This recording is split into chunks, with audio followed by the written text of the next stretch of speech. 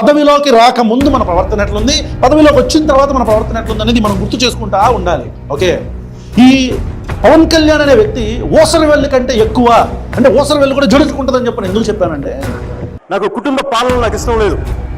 నిజంగా కుటుంబం అంతా సేవ చేయాలంటే వెనకుండి చేయొచ్చు, చాలా సేవలు చేయొచ్చు. అందరూ చట్టసభలోకి రావాల్సిన అవసరం లేదు.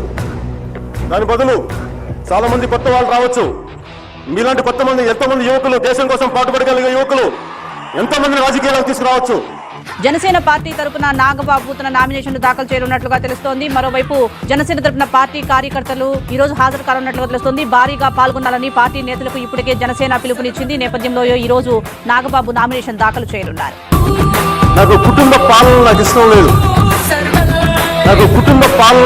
లేదు.